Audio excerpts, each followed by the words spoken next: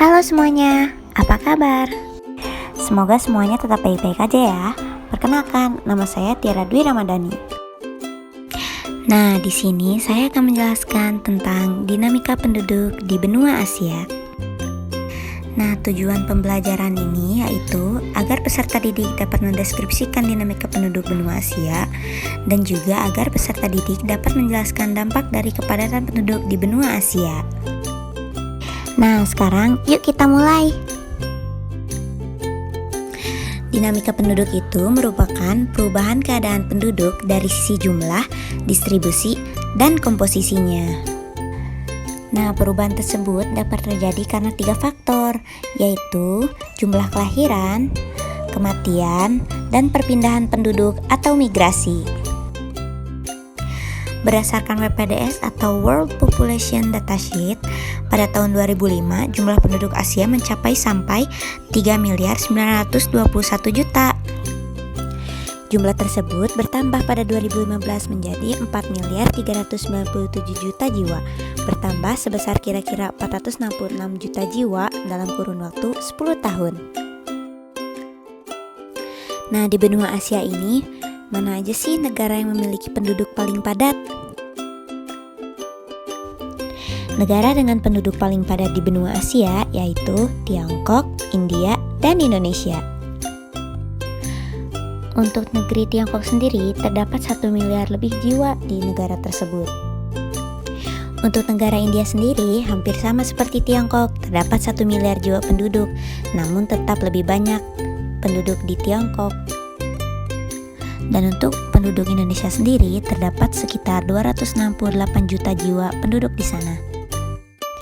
Apa aja sih dampak dari kepadatan penduduk untuk suatu negara tersebut? Berikut ini video tentang dampak dari kepadatan penduduk di suatu negara. Disimak ya. Overpopulasi planet bumi.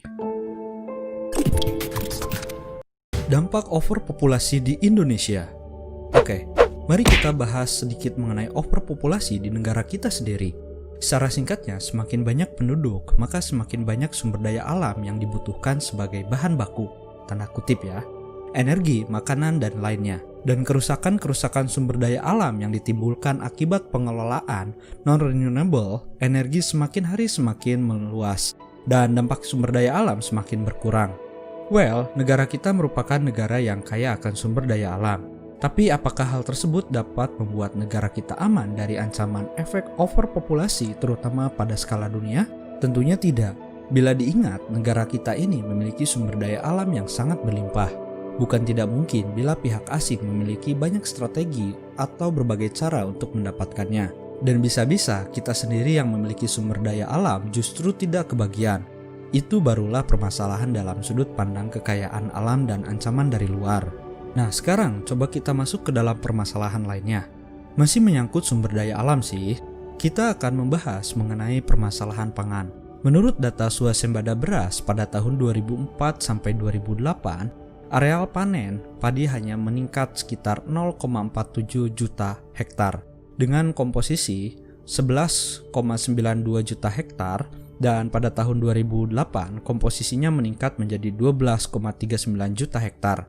Data-data statistik tersebut menggambarkan betapa rentannya sistem ketahanan pangan nasional di negara kita yang pada saat ini mengalami pertumbuhan penduduk yang cukup besar. Nah, maksudnya seperti ini. Jika pertumbuhan penduduk besar, otomatis kita memerlukan area pangan yang lebih besar juga. Nah, ini hanya tumbuh sedikit.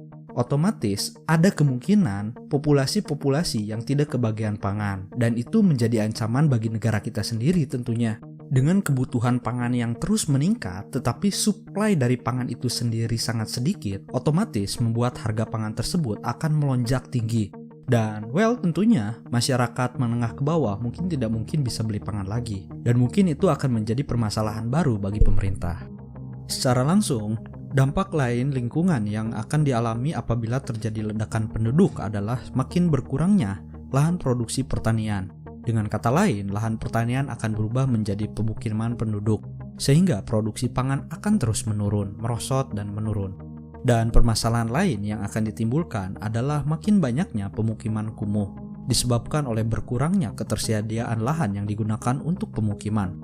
Hal ini juga dapat menimbulkan masalah seperti masalah kesehatan yang serius karena tempat tinggal yang kurang layak.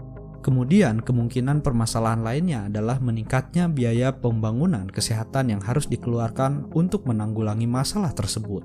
Dan masih banyak masalah-masalah yang ditimbulkan dari overpopulasi di planet ini.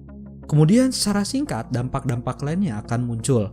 Berada pada dampak sosial seperti keterbatasan ruang yang sering kita lihat sebagai kemacetan di jalan, kemudian mudahnya terjadi konflik, meningkatkan angka kriminalitas, dan tingkat anarkis yang disebabkan oleh keterbatasan kesediaan berbagai sumber daya. Dan karena overpopulasi ini bisa jadi dunia hancur.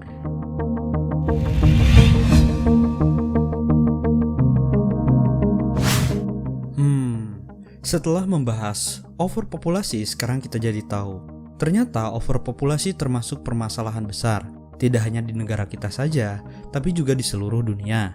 Dengan mengedukasi, banyak pihak dapat mengurangi terjadinya tingkat overpopulasi ini. Seperti kecenderungan negara-negara yang sudah maju. Semakin maju suatu negara, semakin berkurang atau sedikit tingkat pertumbuhannya. Contohnya seperti Jepang. Selain dampak yang tadi disebutkan, ada juga loh dampak lainnya yang dapat merugikan lingkungan hidup. Apa tuh? Yang pertama, berkurangnya ketersediaan air bersih. Hal ini dapat terjadi karena pembuangan limbah pabrik atau pembuangan sisa pestisida yang dilakukan oleh manusia. Yang kedua adalah terjadinya polusi udara. Karena banyaknya penduduk, tentunya banyak juga kendaraan yang mengeluarkan asap sehingga dapat terjadinya polusi udara. Yang ketiga, polusi tanah. Banyaknya penduduk yang membuang sampah sembarangan atau pembuangan sampah bahan sisa kimia ke tanah dapat menyebabkan polusi tanah. Lalu apa sih solusinya? Yang pertama yaitu melakukan penghijauan. Melakukan penghijauan kembali agar alam menjadi hijau dan biasanya dilakukan di hutan yang sudah menjadi gundul agar bisa berfungsi sebagaimana mestinya. Hutan ini memiliki fungsi sebagai penyimpan cadangan air, pelindung manusia, dan juga aneka satwa. Dengan ditanaminya kembali hutan yang gundul, persediaan udara, air, dan bencana alam dapat dicegah. Yang kedua, mengurangi penggunaan kendaraan yang berasap. Karena kendaraan yang berasap tentunya dapat merusak suatu lingkungan hidup seperti polusi udara dan mengganggu pernafasan, maka dicobalah cara satu ini, yaitu mengurangi penggunaan kendaraan bermesin atau berasap seperti berjalan kaki dan menggunakan sepeda. Lalu yang terakhir, membiasakan diri untuk membuang sampah pada tempatnya. Masih banyak loh ditemukan warga yang bandel dengan membuang sampah sembarangan, lalu sampah tersebut menumpuk. Hal tersebut tentunya akan menyebabkan polusi tanah dan udara loh. Maka dari itu, yuk biasakan membuang sampah pada tempatnya. Jangan lupa membedakan sampah organik dan anorganik ya. Nah, itu dia materi yang bisa saya jelaskan. Semoga ilmunya bermanfaat ya. Terima kasih sudah menonton. Bye-bye.